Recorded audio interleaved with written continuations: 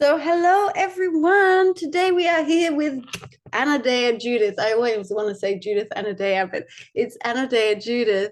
And I'm so excited and so grateful. And it's a real delight that you're on the podcast.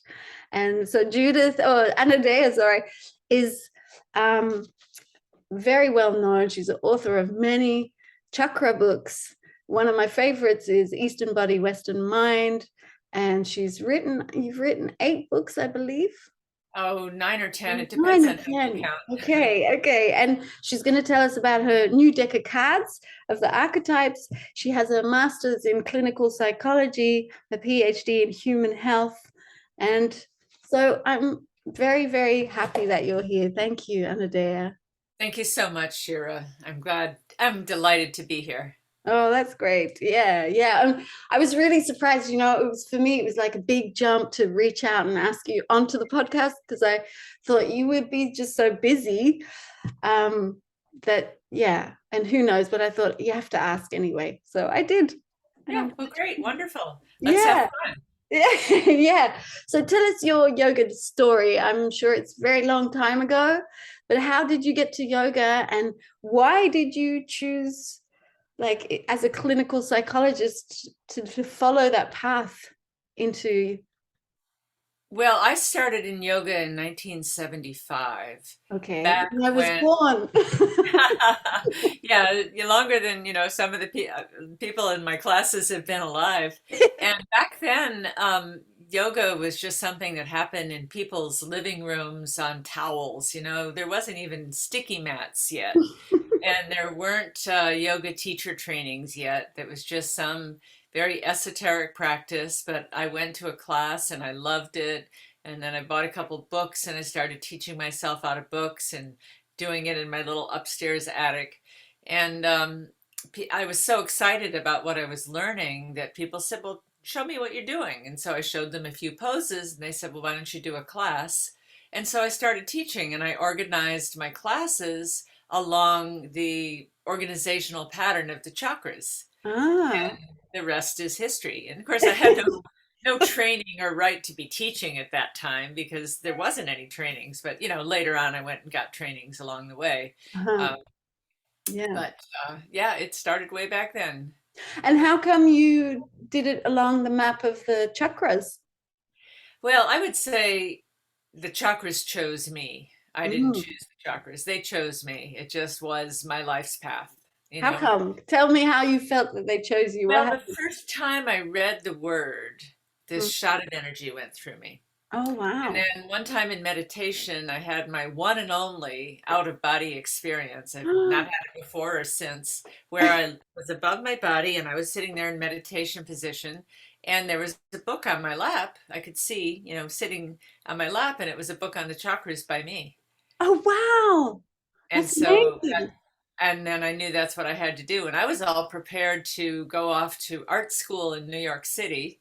I had, done all my drawings for my application and they were all on my desk. And I had that vision and I completely changed courses. And I didn't go to art school and I started writing Wheels of Life, and the rest is history. Wow, beautiful. Very compact, that history. Yeah. Amazing. I've had out of body experiences, and one was the first time I was also sitting in meditation on a little trampoline. I was 12 and I read about it somewhere, and I thought, I'm going to try this. And I sat there, meditated, and then I went out of my body. But as soon as I was thinking, oh, I'm out of my body, I shot back in. That's Yeah. funny, isn't That's it? yeah, that's Yeah. what happens. Yeah. Yeah. Okay. Wow. Okay. So let me see. So for you, why is working with the energy? Because your book Charge is a lot about the energy in this current that you just spoke about that you experience. Why is energy so essential to working with ourselves when we want to transform and move to the next state? Or Yeah. Well, I've taught workshops for decades, Mm-hmm. all over the world. And of Mm-hmm. course, in my workshops, people raise their hand and they ask questions, and they ask questions about themselves. Why do I do this? Why can't I sleep at night? Why do I have restless legs? Why do I get a tummy ache? Why do I get a sore throat? Why isn't my heart open? The typical questions that are really the same no matter what country I'm teaching in. It's just we all have the same problems. And I found that my answers involved having to teach them all about energy, and which I Mm-hmm. call charge, in order to answer their question. Well, you see, when that happens as a child, that brings up a lot of charge in your body, which is, meant to help you survive, but because you couldn't express it, it gets blocked, and then it gets blocked in the different chakras, but it can get blocked too much or too little. I mean, there was so much to understanding it that I decided to write a whole book on it. But is the Wheel of Life not also then about the charge? Oh, well, it is. It's about the chakras. I would say the Wheels of Life, the first book, which in Dutch was the Chakra book, um, is the philosophy of the chakra system. Okay. Eastern body, Western mind is the psychology of the chakra system. Yeah, I really love that. Thank you. Yeah. And charge in the energy body is really the psychology of our energy. It's really energy Ah, psychology, ah, how the flow or the blockage of energy creates who we are. yeah, yeah. Interesting. Yeah. And when I read your book, I was going through this whole process of, I was in a burnout, and at the same time, perimenopause just started and I didn't know it was happening. So there was lots of this emotional stuff. And I was already a yoga therapist, Ayurvedic wellness educator. I've been doing meditation since I'm a child, but nothing was working. And your Mhm. book really helped me understand things. And then I realized, yeah, we can even use Ayurveda and the concepts of the 5 elements to Sure. understand the charge, and therefore use yoga practices in a way that you can regulate yourself very quickly in these kind of very intense moments where you feel you're out of control, basically. Right. Even the doshas in Ayurveda, the kapha, pitta, and vata can be seen as where someone holds charge or doesn't hold charge. The Mm, vata holds it up in their head, and the mm, kapha holds it down in their body, and then mm. the pitta, who's the high energy, is always Throwing it spending. out. They're Yeah. always using it. They're always spending it. They're the big Throwing it spenders. at other people. That's right. That's right. Yeah. Yeah. Oh, that's interesting. I never thought of that one. It's funny. That's why I love having these conversations, because everyone has a different viewpoint that makes this facet of the diamond, Yeah. no? The wheel of life. Yeah. Yeah. Beautiful. So thank you. Okay. So tell us about overcharge and undercharge. Okay. So when it comes to energy, most people want more, but we have more anxiety than we do depression in the world. Mm. More people suffer from anxiety by about 3 to 1, mostly in the US, but worldwide. And so anxiety is really having too much charge. You have all this energy and you don't know what to do with it. Mm. And the word actually means to choke or constrict. So what it Oh. means is the body is held and constricted, and then the energy pushes up against it, and it's very intense. And Mm. that is anxiety because a person doesn't know how to express it. When they express it, they come back into balance. Mm-hmm. Depression is not having enough energy.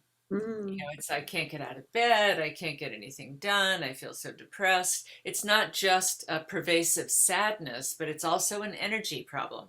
Mm-hmm. And so when you start to learn how to regulate your charge, then you can stay more in balance. And when I take that into the chakras, as you know from Eastern Body, Western Mind, I talk about excessive chakras and Mm-hmm. deficient chakras. Yeah. Chakras that have too much, that's where we're fixated, that's where we're always doing something. Or Mm. chakras that have too little, that's where we're avoiding. Oh, I don't want to go there. Mm. I don't want to open my mouth and speak up because somebody might think I'm stupid, or I don't want to feel all those feelings that I've shut off. Mm. So those would be create a deficient chakra, which is too little energy. Can And it also be like an underdevelopment when we're talking about too little charge, underdevelopment of that chakra or those, yeah, yeah, qualities? absolutely. Yeah. You Okay. know, in the upper chakras, some people are overdeveloped, they live in their heads, but many people are underdeveloped. They have no meditation practice, they have no, spiritual understanding, and so they haven't really developed those higher centers. Mm-hmm. Yeah. And I listened to a podcast where you were talking about um, manifesting. And this is one thing I also found out during this phase of me having this kind of complete change. It was kind of like the dark night of the soul for me, because just everything crashed. And then I realized that my spiritual practice wasn't the way I was doing it. It was very patriarchal, like we have to transcend, we have to give up our ego and be selfless and all this kind of thing, where you don't function in this world, which is now the 22nd century or the 21st century. And we need to have an ego. We need to be strong in ourselves. So transcendence isn't the way forward when we're not living in an ashram, you know? Yeah. Right. And so I And, really love this fact that you were saying, so how do we now manifest? How do we use the same spiritual practice and the chakras to actually bring things into life? yeah. So the transcendence, the what I call the current of liberation, which goes from first chakra up to seventh, goes all the way up. That is an important path, and it has been Mhm. for, millennia since, people first started writing about it in India, thousands of years ago.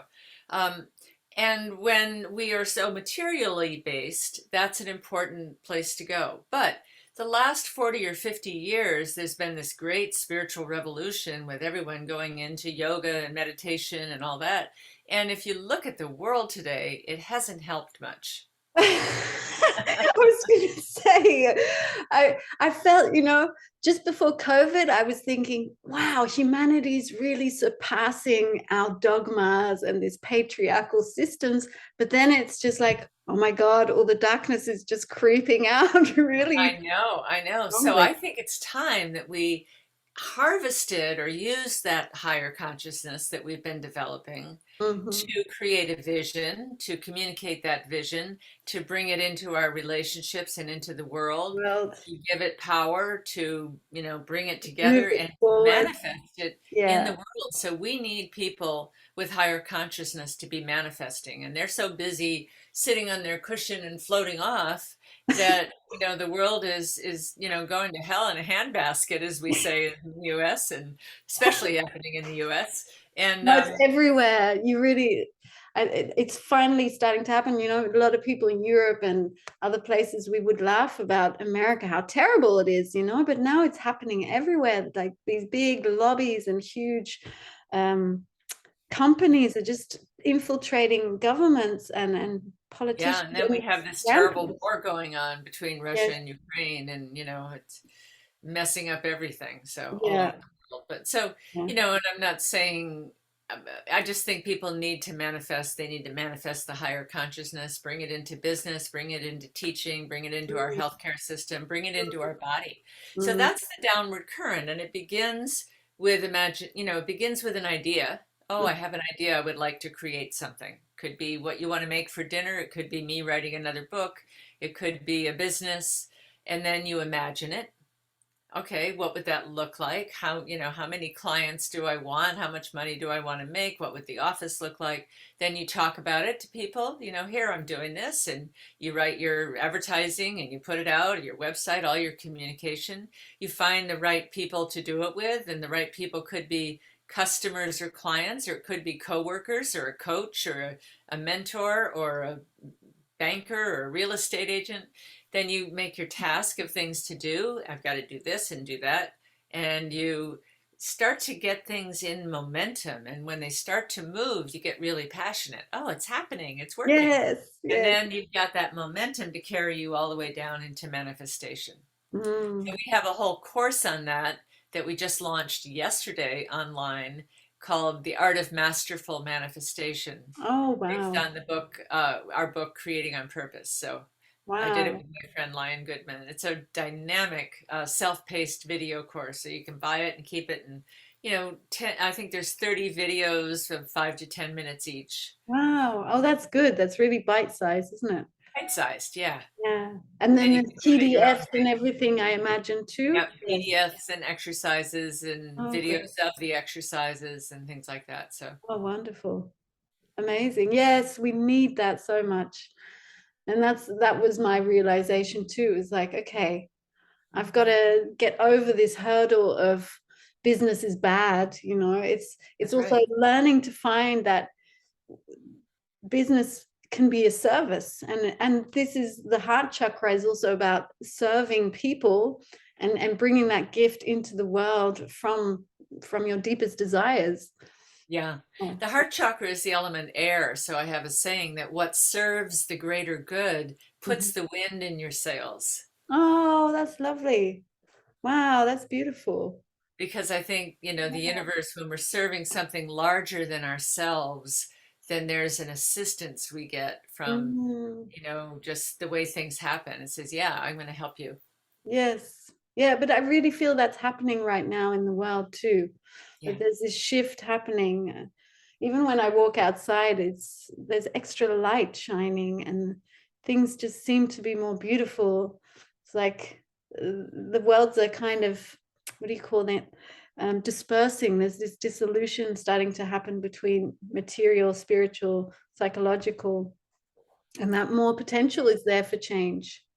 What we really need is integration of the Mhm. spiritual and the material, Yes, yes. the inner and the outer, the mind and body, heaven and earth, masculine, feminine, light and shadow. We need integration of all of those. Yeah. And Yeah. the chakra system is a system for integration. Yeah. And I think the chakra system is really important because it also gives you, it makes the spiritual or psychological something tangible, something that you can connect to and go, okay, that's what's happening here. It's like this hub where you can find a reflection point, and from that reflection point you can feel into the world and come back to that place and see It's the a map. progress. Yeah, yeah, I yeah, describe it as a map, yeah. and if you're trying to go someplace, you're trying to go from here to there, you can say, well, I'm just going to head in that direction, but it's going to take you a long time to get there. Because But if there's you no have a specific. map Yeah, and it says, take this highway and this street and turn left here and turn right there, then you're going to get there more quickly. So the yeah. chakra system is a map. Mm-hmm. It tells you how the human psyche works, how it works in your nervous system, how human history works, how your childhood works. It's a Mm. master map to many, many different levels of our personal and our collective being. Mm-hmm. Mm-hmm. Yeah. Yeah, and I found it was also a map to the emotions and the hormones. Yeah, Because you were talking that's about the emotions a lot, and then I started looking because I'm in the chemical world, that I was busy with chemistry in high school, and I found that very interesting. And then I started to realize, okay, but emotions also affect our endocrine system, and therefore, if we can understand what's going on chemically, we can also affect it much more easily. So I found that And was, emotions are a charge. So yes, when you block an emotion, like, oh, somebody told you you cry too much, so you better not cry, and you block that, then that builds up in the body as a block in the body. And it yeah. might build up in the throat chakra because you can't express, or it might build up in the belly. It can be all different things, but when the emotion is blocked, so is the life force energy.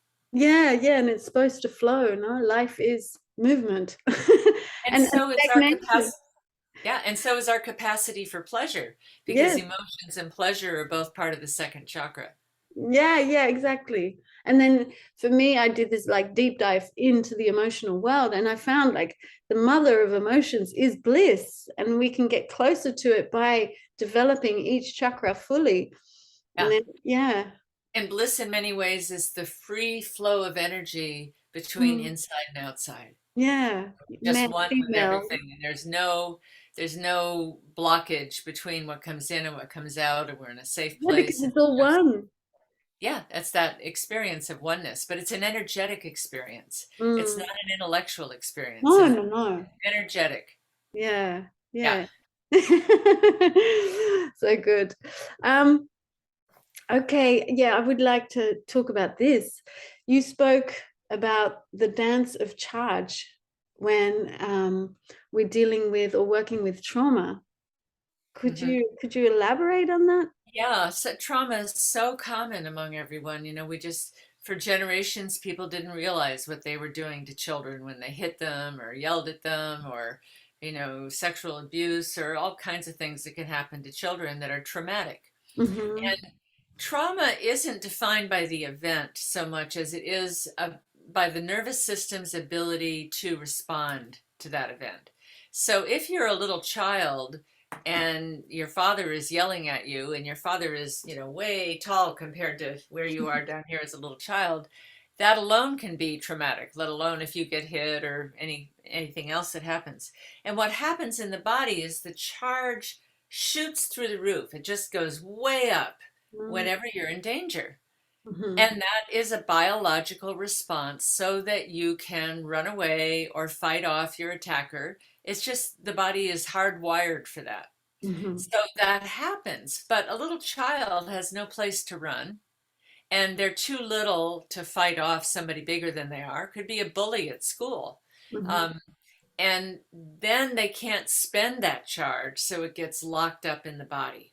Mm-hmm. And because the charge of trauma is so intense, it gets locked up in a high charge state, but a high charge state that is locked up in your throat or in your legs or in your belly or in your head.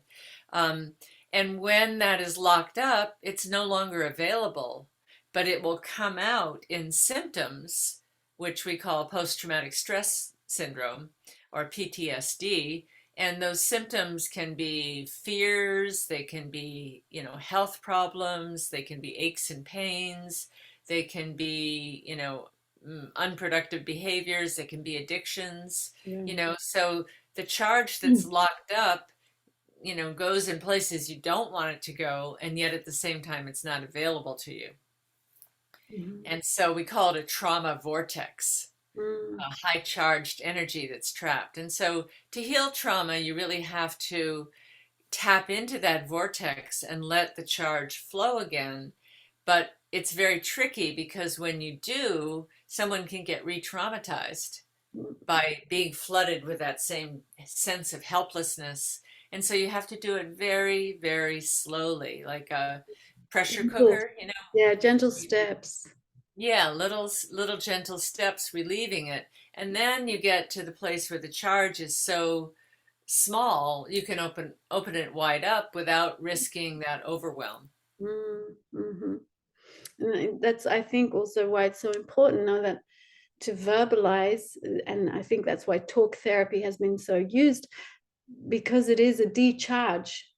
Yeah, And yeah, but it can work inversely if the person isn't ready. And I think another thing that came into my head was, yeah, if we do spiritual practices, we're strengthening all the other chakras so that when we maybe open that traumatized chakra, we're more able to handle the charge than if we are totally unprepared.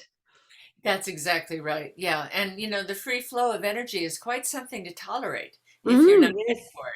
Yeah. When people have Kundalini awakenings, which is like turning on the full force of the charge, if the nervous system has not been prepared through the practice of yoga or meditation or just cleaning up your psychological issues, Yeah. then it can be very uncomfortable ride. Hmm. Yeah. Yeah. Yeah. I've seen it happen to a lot of people. Like, I know friends or family who've had these kind of enlightening experiences, but because they're not prepared, it's actually damaging rather than healing. Yeah. That's right. Yeah. Yeah. And then they have to shut it down in order to, Yeah, and they tolerate. become afraid, and then all these chronic diseases start to develop because they can't place it anywhere. It just moves Mhm. around in the body. Yeah. Yeah. Yeah. Yeah. Okay. So, in your understanding, because I had a conversation last week with someone, and they said that the linking chakras to emotions or emotions to chakras is something that Jung developed, and that if you look in the texts of yoga, ancient texts, that it's they don't talk about emotions. I disagree because I learned it from the Ayurvedic sense. If you even Vasant Lad, he speaks about the mama points, and he Mhm. says working with your mama therapy is like doing emotional laundry because you're Yeah. releasing the charge. So I tend to disagree with that analysis. But what do you think? Why do you think emotions are linked to chakras? How do you see that? Well, Jung did talk about the chakras. He wrote one book on it, but he didn't really talk about the emotions so much. So I don't Okay. know where the person got that, but Okay. and he talked mostly about the first six because he thought the seventh chakra was too abstract for people, and so he wanted to keep people down here. Um, I would say it's not just the emotions that get trapped. I put emotions in largely in the second chakra. So that's really just talking about one chakra. Okay. But let's say in the third chakra, you want to take action. You want to do something. And emotions can lead to that. Oh, this doesn't feel good. Let me do something to make it About change. it. Yeah. You know, I don't like the way it's going in the world. Let me do something to make changes for the better. Mhm. Um, that's action. And when that action gets blocked, maybe as a child you were punished for taking some sort of action, or you were ridiculed. Oh, she's so stupid. What did she do that for? You don't feel like I want to take action, but I don't know what to do. Then Mhm. the action gets blocked. That's third chakra. Mhm. In the fifth chakra, our communication can get blocked. I want to say something. I'm afraid people might think I'm stupid, so I don't want to open my Say mouth. anything. Yeah. Yeah. So each one so it's not just the emotions. No. No, no, no. Of course not. I don't think it's just the emotions, but like for me in my book, it's a big focus is emotions because I see I emotions see. are the charge. They Yeah. allow this transformation. It is the emotion, energy in motion, and That's right. we're able to channel, transform, and move on because of emotion. If we don't have emotions, we're not motivated to do anything. That's right. Yeah. Yeah. That's right. There's no motivation. In fact, Yeah. mover to move is the root of the word emotion. Yeah. And mover to move, motivate is to move. And we Yeah. even say in English, when we feel something, oh, I was moved by that. Yeah. I was moved by your story. Yeah. I was Yeah. moved by that film. Yeah. Um, Yeah. yeah, And I've looked up emotionless and yeah, it says dead yeah, in the yeah. really old dictionaries, even. So it's really connected. Emotion is connected to life and this That's right. change. That's right. Yeah. Yeah, So, beautiful. yeah, I think it's very important. Um, yeah, and I think another thing that's really important that linking chakras to emotions is for Western minds, it's important, Map, because we're so emotionally illiterate. We're so Yeah. repressed and we suppress so much of emotion and struggle, the struggle that comes along with the ambiguity of this movement. Yeah, and emotions are movement of charge through the body. Yeah, exactly. And to move up and out. Yeah, yeah, the expression of the Yeah, fifth chakra, and I think that's another thing that's kind of playing out right now. The fifth chakra has been shut down in the last 2 years because we weren't allowed to speak. We had masks on. There's a lot of censorship. yeah. Yeah. Okay. So I have one more thing that I found in your book that I thought was really important to share. Manifestation requires an acceptance of limitations. A Mhm. boundary allows us to contain and thus collect and build. But Yeah, so think about boiling water in a pan on the stove. If you mm-hmm, put the lid on it and uh-huh, that water is contained, it'll get hot faster. If you keep uh-huh, the lid off, the heat's going to go out and it's going to take longer to boil. uh-huh, So to manifest something is to say, I'm going to do this, which means I'm not going to do that. You know, if mm-hmm. I'm trying to finish a book, I'm not going to go to that party. I have to limit myself. And when I write a book, I want to put everything in it, but I can't. You have to say, no, we're just going to talk about this, or it's just going to be 200 pages or whatever. You have to limit in order to bring something into being. And I realized that when I was quite young and I was a very free spirit, a Sagittarius, as we were talking before. And I didn't want any limits on me at all. And I didn't want the limits of a straight job, and I didn't want the limits of going to school. And I wasn't, I was broke all the time. And sure, I had a free life, but didn't really have freedom because I never had enough money to do anything.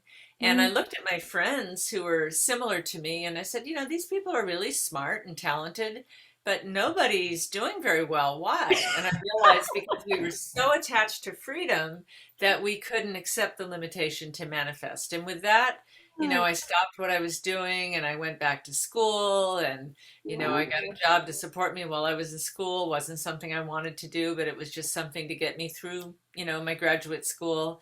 And once I could accept limitation, then I could actually get somewhere.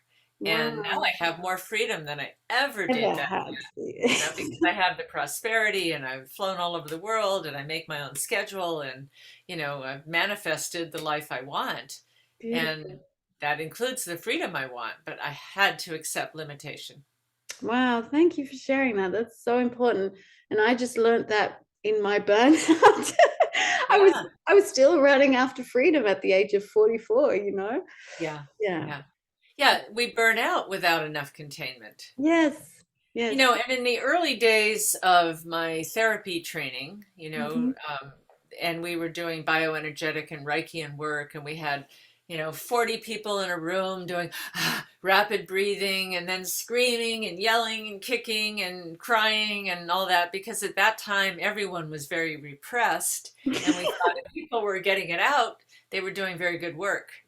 But, now there's a more detailed understanding of that. Mm, And so just getting something out isn't the whole thing, mm, because that can leave you exhausted. It can mm, scatter your energy, and there's not enough containment for the energy to build and go up to higher chakras. Yeah. Yeah. So Really we want to important. feel an emotion. Some people just repress the emotion, they don't feel it at all, and they need to open up and let it flow and let themselves express. And other people are too expressive and they need to learn to contain the Mm, emotion. mm. Oh, that's So a good yeah, metaphor. I'm feeling angry, but I don't have to yell at you, or I'm feeling scared, but I don't have to run away, or I'm feeling sad, but I don't have to cry right now. I can just acknowledge that and feel the energy of it and the charge and feel where that charge wants to go. Yeah, exactly. Yeah. Yeah. That's really a lot of reparenting, isn't it? It's hard to Yes. reparent yourself. Yes, it Yeah. is. Yeah. And if we didn't have good role models as parents, that can be very difficult. Yeah. Yeah. Yeah. It's very interesting, everything. Yeah. And Emotions how are old were basically, you when you learned this, when you saw your friends and thought, I was in my 20s. wow. Yeah. I was living in a back to the land community, living off the grid in the forest. A small community of, rebels, really. We were all rebelling against the status quo, you know, against, and that was back in the 70s, Wow. early 70s. Okay. Yeah. Yeah, you learned quick. Yeah. Yeah. And then I realized I couldn't stay, I wouldn't get anywhere if I stayed in that life. Yeah. So, And yeah. now, do you still long to live off grid or you live off grid? No, I don't live off grid. I don't long for that anymore because, I need to be in touch with the world, with internet and all this. And when I lived off the grid, that was before cell phones were created. Of That course. was before the personal computer, Yeah. so we didn't have a phone, we didn't have electricity, we Hmm. didn't. Hmm. I mean, I would charge my battery by driving into town, and then I'd hook up my battery to the house for electricity, you know, and that was how we did it. So no, I don't have any desire to do that, but I do live pretty much in the country. I kind of live on the edge of You the have the urban best of development. both worlds. So Yeah. I have, a view of the river and the bay, and, I have no houses in my view. So it's very nice. Yeah, Very it's a big nice. garden. Yeah. Yeah. Yeah. Okay, so tell us about your deck of cards. I'm Oh, okay. so So curious. the most recent project, which I just sent to the printer this morning, just a few hours ago after Wow. 2 to 3 years of working on it, Wow. is and it's completely different for me, but Mhm. it is something I've studied all my life, is archetypes of female empowerment. Oh, And wow. so I've created these cards. The spinner is the first of the three fates. Here's Wow. the activist who is working to change the world. Oh, this is the cover. It's called She Rises. Oh, excellent. Um, the cutter is the third of three fates. That's the one that says, nope, we got to cut down. We got to downsize the company. We need to stop Limitations. limitation. That's right. The maestro is the teacher, the Wow. initiator, initiates you into new things. So Did those are, you do the artwork because you said you wanted to go to art college? no, I worked with a woman named Melinda Matsell on the artwork. This is the Wow. shamana, the woman shaman, the empress, Wow, beautiful. the creatrix. I Yeah. love her. Yeah. She's painting the sky. The alchemist. Oh, lovely. And each one is, oh, here's me, the visionary. uh, the Excellent. oracle, the protectress, the Texas. empress, the Wow. counselor, of course, the angel Ah, of mercy. wow. I like that you use really modern images as Yeah. well. And of Yeah. course, we want to have fun, so we have the mistress of play Excellent. and the dancer, and of course, the mother Wow. and the healer. I mean, I could go on. Yeah, but then you Um, see how many role models we play, you know? that's right. And these archetypes have, what came to me is that women lead differently than men.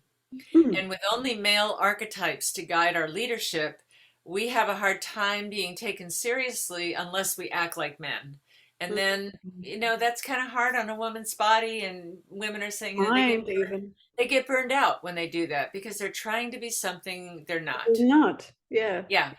And we don't have the testosterone to make us Keep compete going. really hard. So Yeah. when women do that, they burn out their adrenal glands. Yeah. So what I realized is women need different archetypes of leadership. And so some of these archetypes are ancient, like the oracle or the midwife or the priestess. Hmm. Um, some of them are just emerging, like the activist and the trailblazer and the athlete. Yeah. Um, and some of them are just, we know them, the mother, the maiden, the crone, but they aren't honored. Some of them, like the maestra, the teacher, women as scholars don't get included in the studies. They don't get their papers, quoted. They don't get Oh, credit. They don't win the Nobel Prizes. yeah, like Candace Pert, for Yeah, example. like Canvas Pert, that's right, and they do important work. And so I look at all of these and in three voices, the I, which is the archetype speaking directly to you. I am the Wow. lover, and I am asking you to open your heart and enter into the mystery of relationship. And Mm. then there's the she part, which talks about how that's looked at in the world, maybe the historical significance, maybe the mythology, maybe it's statistics on, for instance, in art museums. Did you know that 87% of all the art in museums is done by men? And yet in art schools and education, women are 60% of the graduates in art schools, Wow. but Yes. only 13% representation in museums.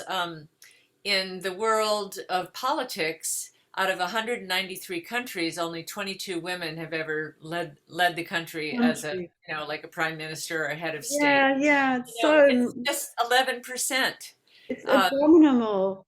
yeah, Even you look at even I looked up millions of women. gynecologists. Male Yeah, gynecology was that's right. 90% was male That's up right. until the 90s. And Yeah. even now it's only 60% that 60% are still male. So it's only 40% who are female. It's crazy. Yeah, but people who graduate from graduate school in psychology, Hmm. 60% are women.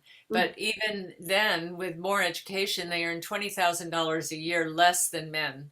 So I Wow. have all these statistics in there, and I tell about, how the imbalance is. Um, in the midwife, once men took over the birthing process, infant death and mother death went up 41%. Oh, wow.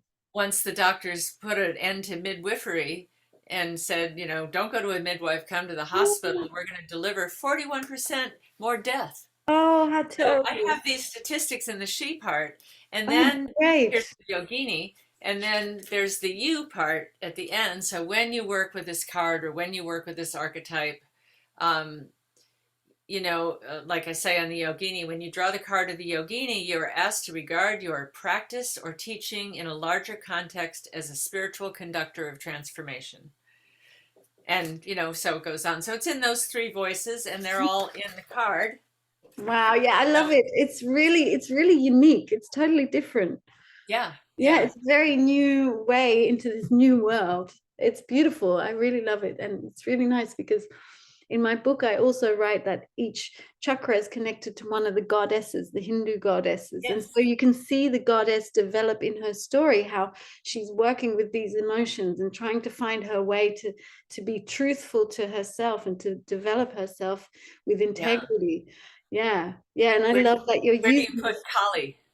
Where did I put Kali? I didn't use Kali. I used Chinamaste, which is also a Uh, form of Kali, but yeah. that's third eye.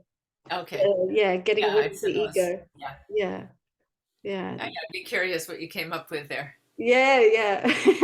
No, I have Tara at the heart, Matangi at the throat. Um, who do we have at the belly? Parvati, Oh, and of then we course. have Ganga and Lakshmi. Uh-huh. Ganga. Yeah, Lakshmi at the base. I would Yeah. put Durga in the third chakra. Durga. Okay. Yeah. Yeah, but with Parvati is also Durga in the Yeah. stories. She's Yeah. yeah, Yeah. yeah. Yeah, that's fun. That's Yeah, great. it is fun. I love doing it. It's very interesting. Myth is so inspiring, isn't it? It's so easy to relate to. Hmm. Yeah, Hmm. Well, people love the chakras as an organizing system. yeah, yeah. That's the good term for it. Organizing system. Yeah. Okay, Judith. Judith. See, I want to call you Judith again. Anodea. What's it mean, Anodea? What's your name mean? Dea means goddess, and Ano means one of. Oh, wow. Did you name yourself that, or that's? I did. Judith was Oh, my first name, and I made it my last name. Anne was my middle name, and I added Dea, and I oh, switched around. wow. And I Oh, did how that back in the 70s, so it's been 50 years. okay. No going back. No going back. Yeah. Only forward. Ah, wow. One of the goddesses. How wonderful. How powerful to name yourself. Yeah, Yes. Yeah, it is. it really means one who serves the goddess. Okay. Yeah. Yeah. Okay. Yeah, beautiful. Well, we are all one of the goddesses as women and Goddess is even in as men. every woman, and she's Yes. in everything. Yeah. Yes. And the God too, so Yeah, all exactly. reaching for to wake up the divine. That's the meaning of namaste, Yes. Yeah.